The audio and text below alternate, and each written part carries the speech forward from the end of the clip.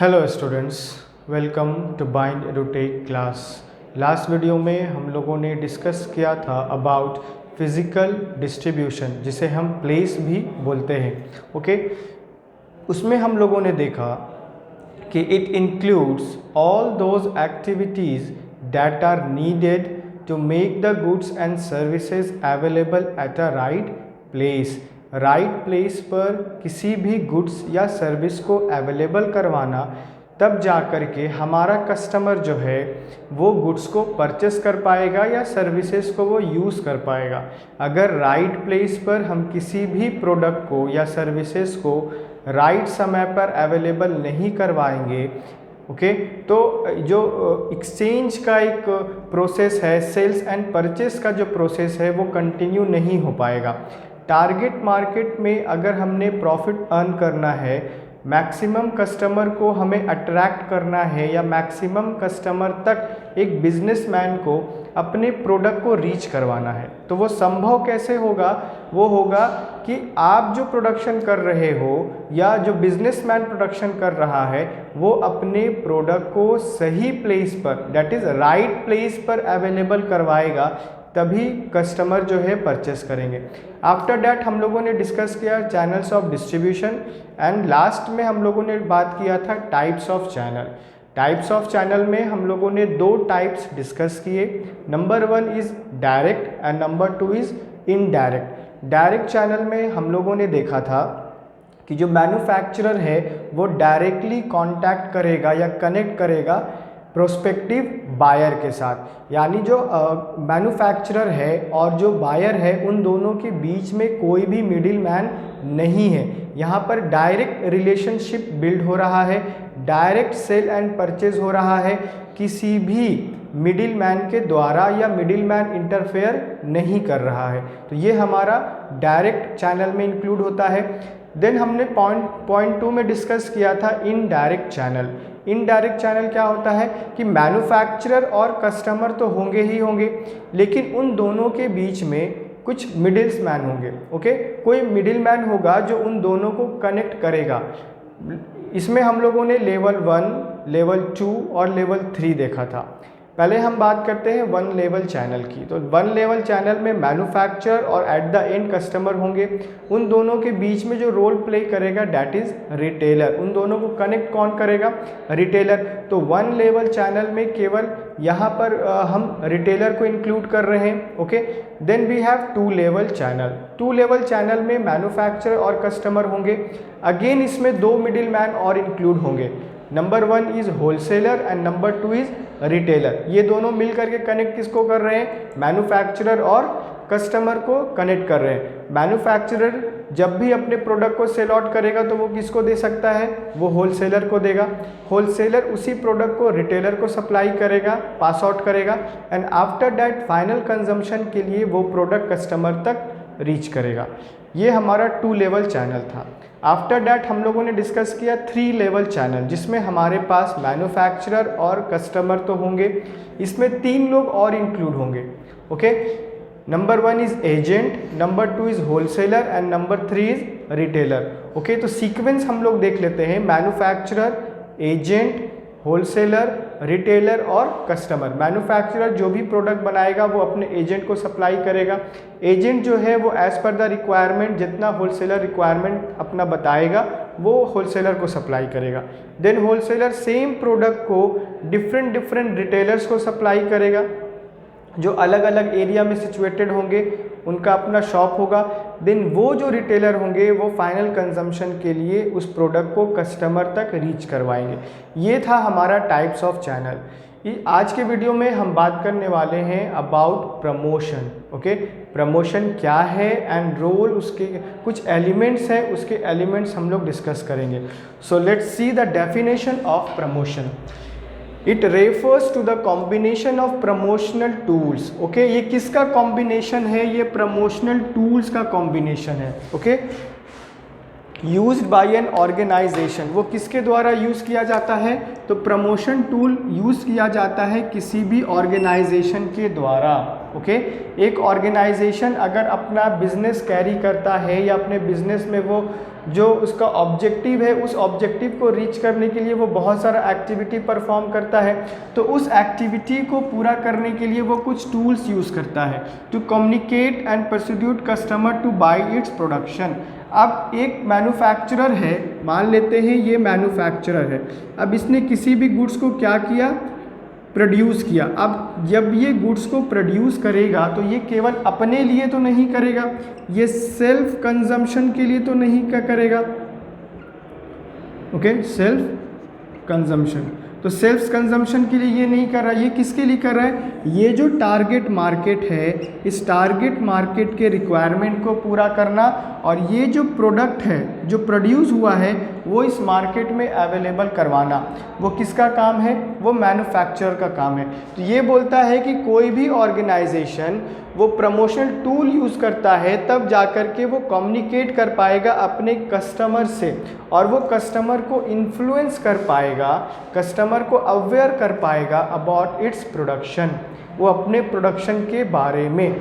हमने पहले last video में डिस्कस किया था जो प्लेस ऑफ प्रोडक्शन है और place of consumption, that is market, जहाँ पर large number of customers available होते हैं, दोनों अलग अलग जगह होता है। ओके, जहाँ पर एक मैन्युफैक्चरर प्रोडक्शन करता है जिसे हम प्लेस ऑफ प्रोडक्शन बोलते हैं, और जहाँ पर हमारे प्रोडक्ट को, यानी जो मैन्युफैक्चरर है या जो ऑर्गेनाइजेशन है जहाँ पे प्रोडक्शन हो रहा है, प्लेस ऑफ कंजम्पशन जहाँ पर हमारा कस्टमर्स अवेलेबल है, दोनों अलग जगह पर है।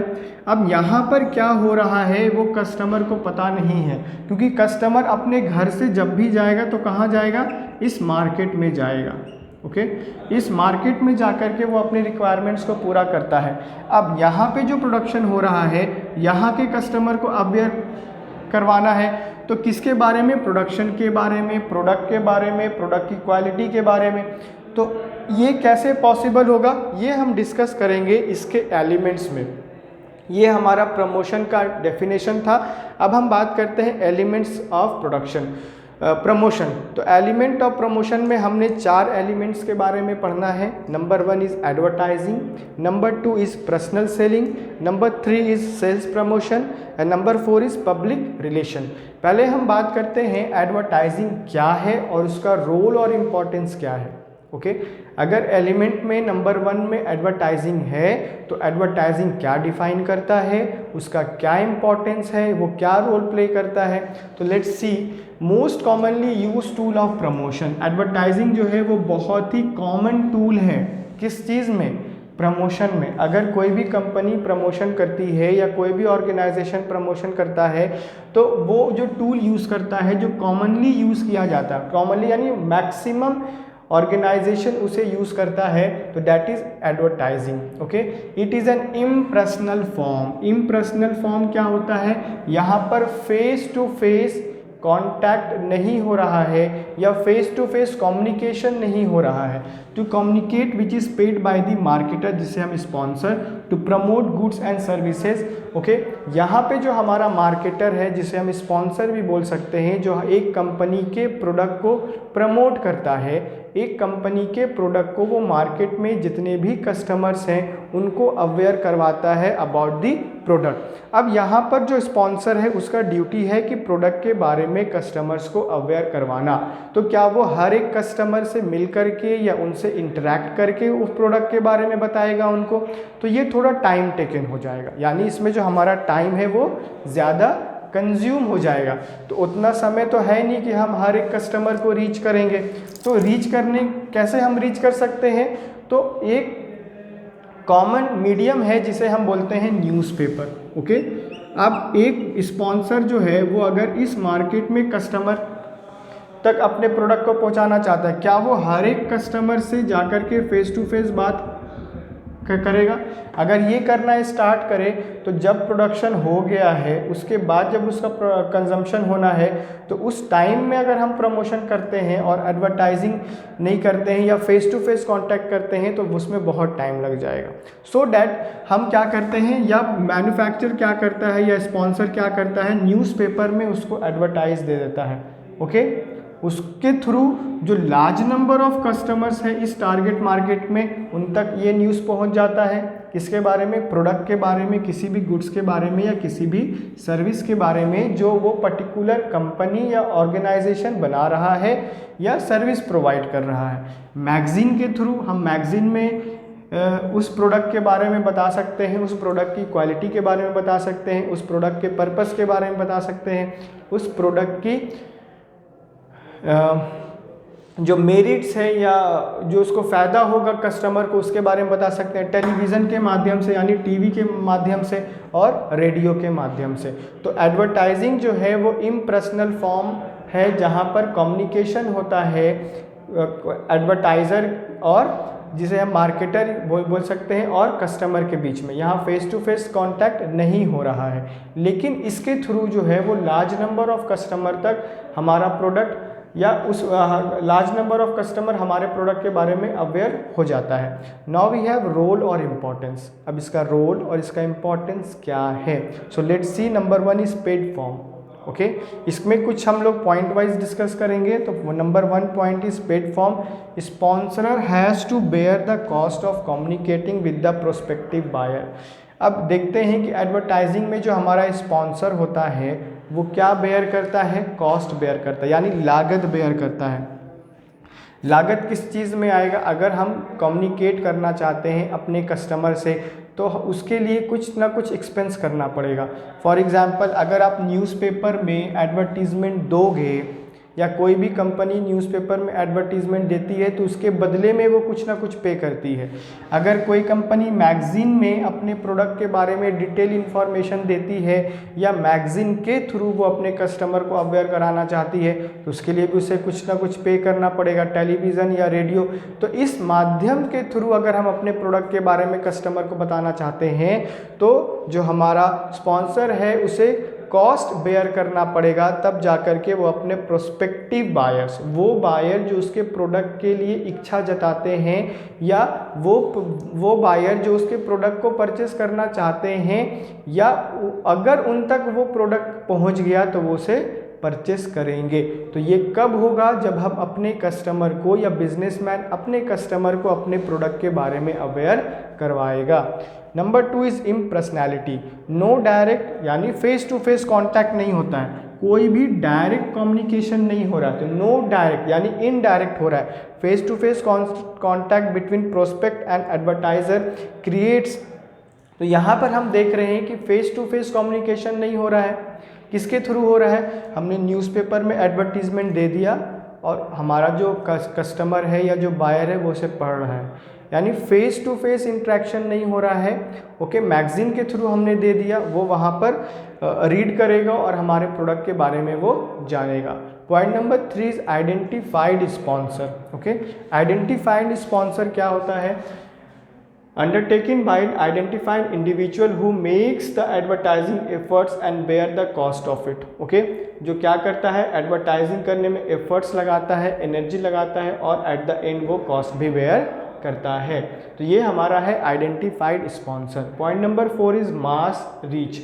Large number of people over a large geographical area can be reached. अगर हमारा जो जोग्राफिकल एरिया है वो बड़ा है, ओके, तो अगर हमारा मार्केट जो है वो ज़्यादा बड़ा है तो हम हर एक कस्टमर के पास जाकर के पर्सनली उसको बताएंगे तो बहुत टाइम लग जाएगा, क्योंकि ज्योग्राफिकल एरिया बड़ा होगा तो हमें हर कस्टमर तक रीच करने में समय लगेगा, जिसके कारण क्या हो सकता है कि हमारा प्रोडक्ट में भी ख़राब हो जाए या कस्टमर तक पहुंचने में लेट हो जाए और कस्टमर किसी और प्रोडक्ट को परचेस कर ले। तो उसके लिए क्या करना होगा? हमें ये फॉर्म यूज़ करना होगा, तब हम लार्ज एरिया को कवर कर पाएंगे और हम लार्ज कस्टमर तक रीच कर पाएंगे।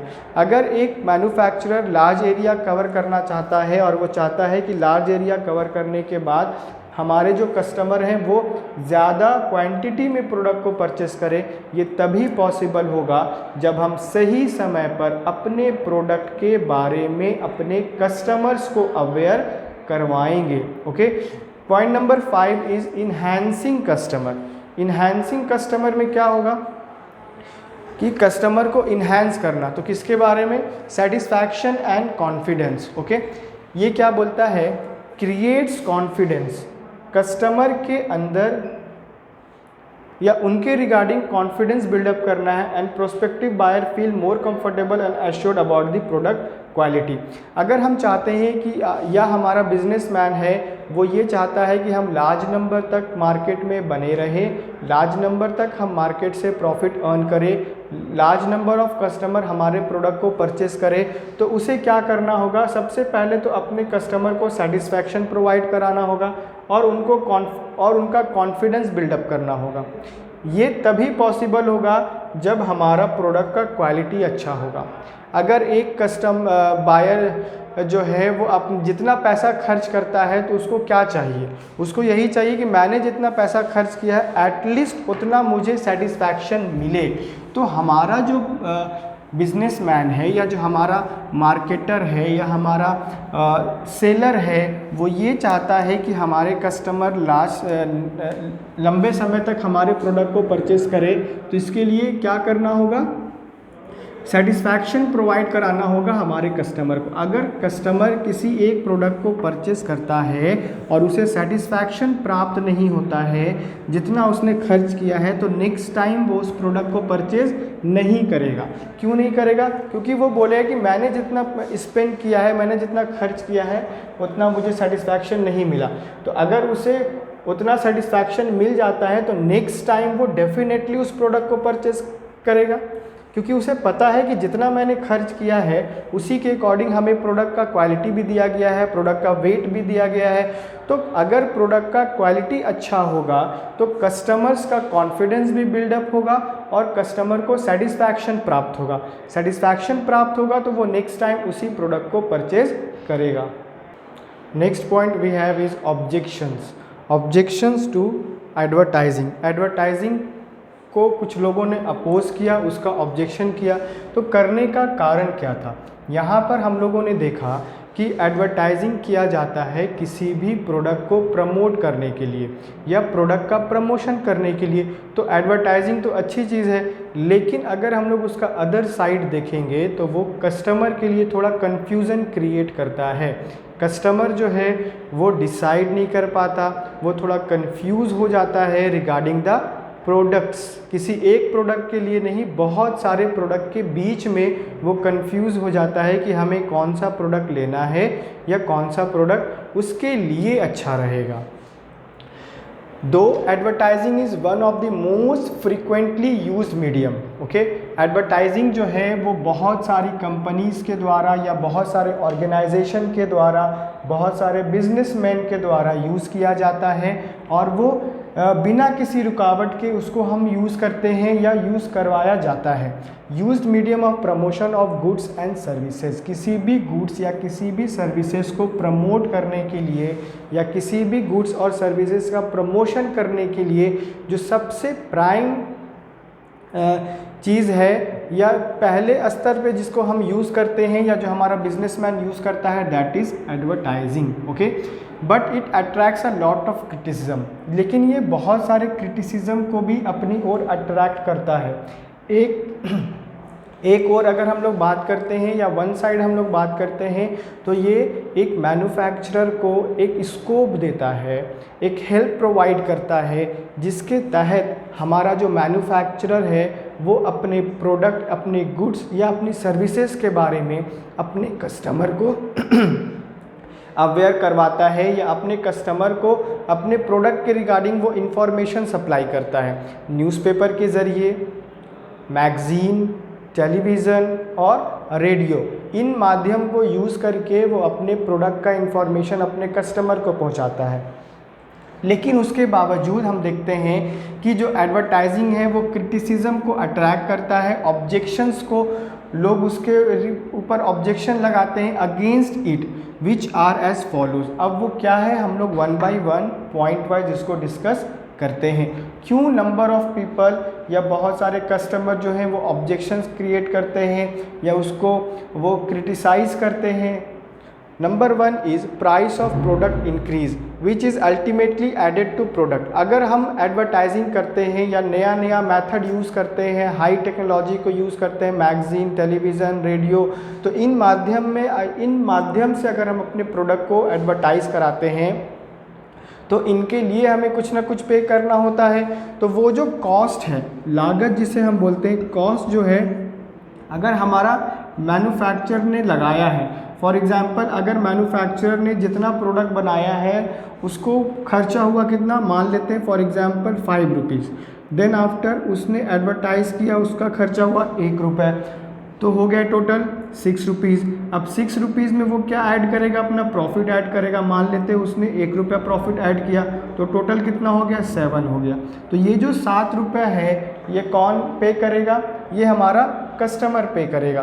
तो जितना लागत लगा है वो कहाँ या अल्टीमेट उसे कौन बेयर करेगा, तो अल्टीमेट कॉस्ट जो है वो बेयर करेगा हमारा कस्टमर, क्योंकि एट द एंड उसके लिए प्रोडक्ट बनाया गया है तो उसे ही कंज्यूम करना है और एट द एंड वही उस कॉस्ट को बेयर करेगा।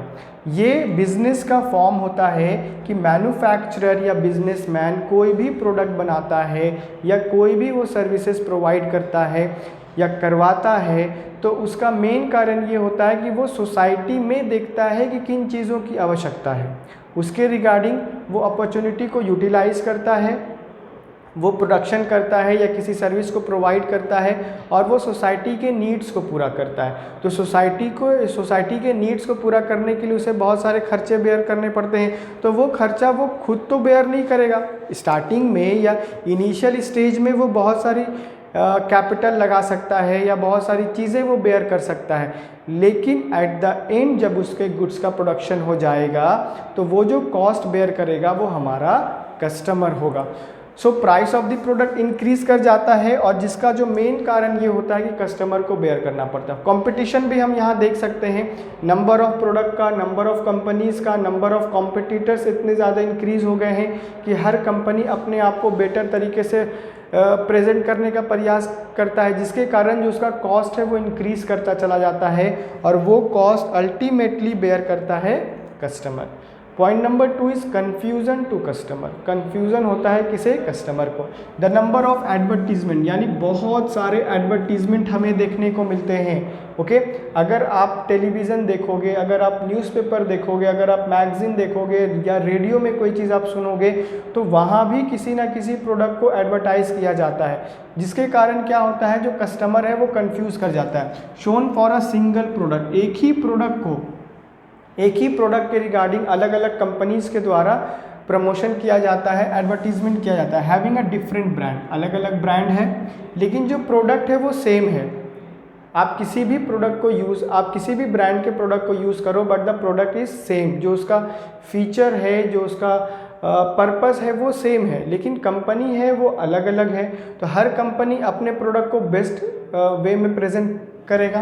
कंफ्यूज द कस्टमर, जिससे क्या होंगे कि हमारे कस्टमर जो है वो कंफ्यूज हो जाएंगे and it becomes very difficult for them to make choice, और ये बहुत ही डिफ़िकल्ट हो जाएगा हमारे कस्टमर के लिए कि वो अपने पसंद को एक्यूरेसी के साथ नहीं देख पाएंगे या उस प्रोडक्ट को वो सेलेक्ट नहीं कर पाएंगे जो उनके लिए बेस्ट होगा। ओके, हम अगर मार्केट जाते हैं और मार्केट में हमें अगर टी शर्ट लेना है तो अलग अलग ब्रांड्स के टी शर्ट अवेलेबल होते हैं। अब कौन सा अच्छा है या नहीं है, तो वहाँ पर जो हमारा कस्टमर है वो थोड़ा कंफ्यूज हो जाता है, क्योंकि जो पर्पस है वो सेम है लेकिन अलग अलग ब्रांड के द्वारा उसे बनाया गया है। अलग अलग थोड़ा बहुत क्वालिटी में भी हम डिफरेंसेस देख सकते हैं।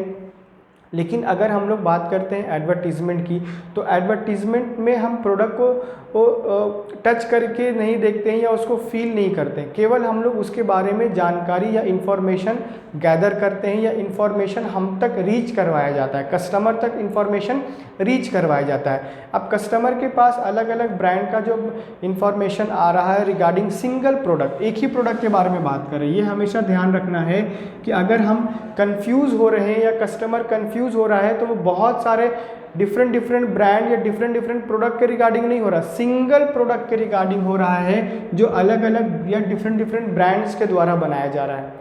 क्योंकि अगर हमारे पास सेम प्रोडक्ट होगा डिफरेंट ब्रांड का तो उसी में कन्फ्यूज़न क्रिएट होता है, अलग अलग ब्रांड के अलग अलग प्रोडक्ट होंगे तो उसमें कन्फ्यूज़न क्रिएट नहीं होगा। तो कस्टमर को थोड़ा डिफ़िकल्ट हो जाता है चॉइस करने में, वो सोचने में थोड़ा सा टाइम लगाता है, जिसके कारण वो हो सकता है वो गलत चीज़ परचेस कर ले या कॉस्ट ये ज़्यादा महंगा चीज़ परचेस कर ले।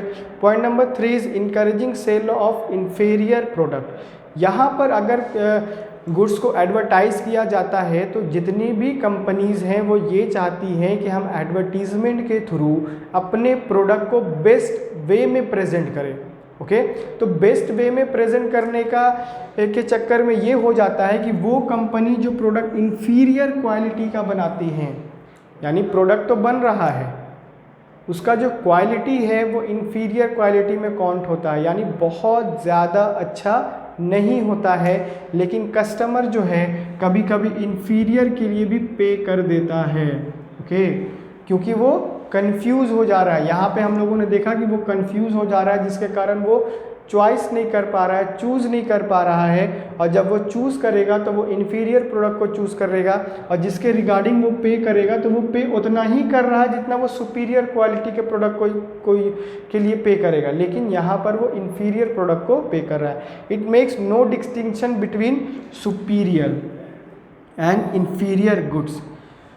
एडवर्टीज़मेंट में हम जो हैं या हम जैसे जो कस्टमर्स हैं वो केवल देखते हैं, इन्फॉर्मेशन हम तक रीच करवाया जाता है बिजनेसमैन के थ्रू या एडवर्टीज़मेंट के थ्रू हमारे पास वो इन्फॉर्मेशन रीच करता है, तो केवल हम वो इन्फॉर्मेशन से ही जज कर पाएंगे किसी भी प्रोडक्ट को। अगर हम उसे यूज़ करेंगे तब हम बता पाएंगे कि प्रोडक्ट का जो क्वालिटी है वो अच्छा है या बुरा है। कब बताएंगे? जब हम उसे कंज्यूम कर लेंगे। तो कंज्यूम करने से पहले हमें कुछ ना कुछ तो पे करना होगा, तो जब हम पे करेंगे तो हम तो अपना रोल प्ले कर चुके, हमने तो अपना काम कर दिया। अब कंपनी का प्रोडक्ट अगर ख़राब है तो हम कंपनी के पास वापस तो नहीं जाएंगे कि लो भैया अपना प्रोडक्ट रखो और हमें दे दो पैसा। तो यहाँ पर जो कस्टमर है थोड़ा सा वो कंफ्यूज हो जाता है और डिस्टिंक्शन नहीं कर पाता है between the superior and inferior goods के regarding. Next point is point number 4, undermine social values. Social values को थोड़ा सा अंडरमाइन कर दिया जाता है। It undermine social values while encouraging मैटरिज्म।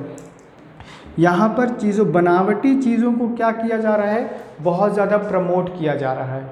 अगर हम टेलीविज़न देखते हैं और टेलीविज़न में हमें नंबर ऑफ़ एड्स आते हैं, एडवर्टीज़मेंट होता है प्रोडक्ट का, तो वहाँ पर चीज़ों को बना करके पेश किया जाता है, यानी जो कंपनी है वो बहुत ज़्यादा अट्रैक्टिव बनाती है, इनोवेटिव बनाती है, थोड़ा क्रिएटिव माइंड के थ्रू प्रोडक्ट को इतना अट्रैक्टिव बना देती है कि कस्टमर जो है वो उसकी ओर आकर्षित हो जाता है और वो उस प्रोडक्ट को परचेस कर लेता है जो उसके लिए शायद अच्छा नहीं हो। उसने कन्फ्यूज़न क्रिएट कर दिया है कस्टमर के माइंड में, जिससे कस्टमर को कहीं ना कहीं लॉस बेयर करना पड़ सकता है। नेक्स्ट वी हैव इस topic personal selling. Personal selling क्या है? Personal selling consist of contacting prospective buyers.